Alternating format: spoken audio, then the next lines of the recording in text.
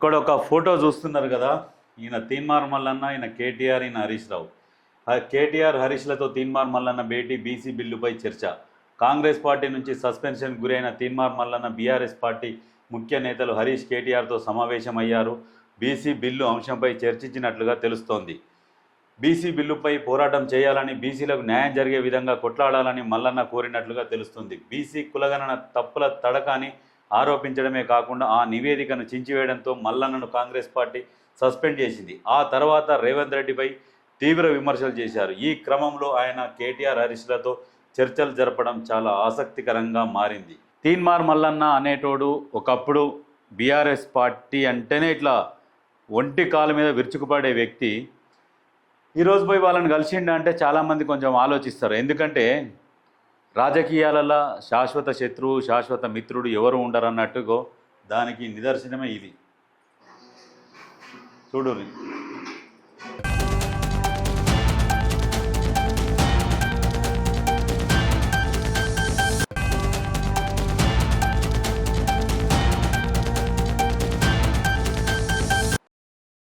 ఇది మల్లన్న అసలు బీఆర్ఎస్ పార్టీతోనే నీ యుద్ధం మొదలైంది. నీ మీద 70 కేసులు పెట్టి నిన్ను జైల్లో పెట్టించరు. డిటెన్షన్ సెల్లో ఉన్నావు, ఏం తిన్నావో, ఉప్పు తిన్నావో, ఉపాసం ఉన్నావో అది నీకే తెలవాలి. ఇప్పుడు పోయి వీళ్ళని కలుస్తున్నావు అంటే రాజకీయాలు ఎటుపోతున్నాయని అనుకోవాలి. ఇప్పుడు బీసీ ఉద్యమం నీరు గారిపోతుంది అన్నట్టే కదా. బీసీలకు బీఆర్ఎస్ పార్టీ అన్యాయం చేసిందని బల్లా గుద్ది చెప్పినావు. మళ్ళీ ఈరోజు పోయి వాళ్ళని కలిసి మీరు బీసీ బిల్లుకు సహకరించండి అంటే ఎట్లా సహకరిస్తారు? వాళ్ళకి ఏమున్నది? ఒక్క ఎంపీ సీట్ ఉందా సహకరిస్తేందుకు? వాళ్ళకి ఏమైనా మాట్లాడే ముఖం ఉన్నదా సహకరిస్తేందుకు? నిన్ను జనాలు ఎంత అయితే నమ్మిర్రో ఇప్పుడు ఈ పార్టీని కలిసినందుకు ఖచ్చితంగా నిన్ను వ్యతిరేకిస్తారు. ఇది 100%.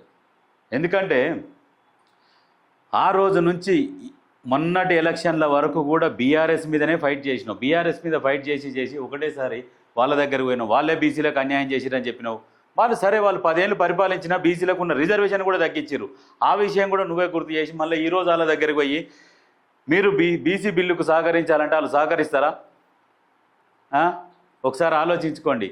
ఇప్పుడు వీళ్ళ కలయిక వెనుక అర్థమైంది. చాలామంది యూట్యూబ్ ఛానల్ కూడా అంటున్నాయి తీన్మార్ మల్లన్న బీఆర్ఎస్లోకి మంత్రి పదవి కన్ఫర్మ్ చేసుకున్నాడంట, వాళ్ళు మంత్రి పదవి ఇస్తారంట అని చెప్పేసి చాలా ఛానళ్ళు తమ్మునేలు చేస్తున్నాయి. ఆల్రెడీ గులాబీ కండ కప్పుకున్న మల్లన్నని కొన్ని వేస్తున్నాయి. అంటే మంత్రి పదవి కన్ఫర్మ్ అయింది, బీఆర్ఎస్లోకి పోతున్నాడు, వాళ్ళు ఆఫర్ ఇచ్చిర్రు అని చెప్పేసి అని అంటున్నారు. అంటే ఏం లేనిది ఉత్తగానే పొగ రాదు కదా. మొన్న బీసీల మీటింగ్ అయినప్పుడు హెలికాప్టర్లో పోయినాం. ఆ హెలికాప్టర్ ఎవరిది అంటే ప్రతిమా శ్రీనివాసరావు, వెలుమ దొర, వాళ్ళ చుట్టం, వాళ్ళ బంధువుది. అప్పుడు వాళ్ళే బీఆర్ఎస్ పార్టీ వాళ్ళే అరేంజ్ చేసిర్రు. బీఆర్ఎస్ పార్టీతోని ఆల్రెడీ కుమ్మక్క అయిపోయిండు, అందుకనే కాంగ్రెస్ పార్టీ మీద విమర్శలు చేస్తున్నాడు అనేది కూడా చాలా గుప్పమంటున్నాయి వార్తలు. కాంగ్రెస్ పార్టీ మీద విమర్శలు చేస్తున్నావు, కానీ కాంగ్రెస్ పార్టీ కూడా మనకు లైఫ్ ఇచ్చిందని అనుకోవాలి కదా. దాన్ని ఎందుకు విస్మరించడం? ఇప్పుడు అందులో పోతే ఇప్పుడు జనాలు నమ్ముతారా? అది కూడా ఆలోచించాలి మల్లన్న మీరు.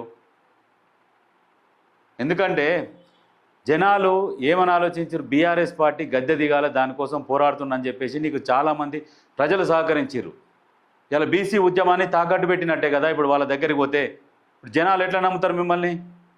నమ్మరు కదా. ఇప్పుడు బీసీలకు అన్యాయం చేసిందే వాళ్ళు, మళ్ళీ వాళ్ళు పోయి సహకరించాలంటే ఎట్లా సహకరిస్తారు వాళ్ళు?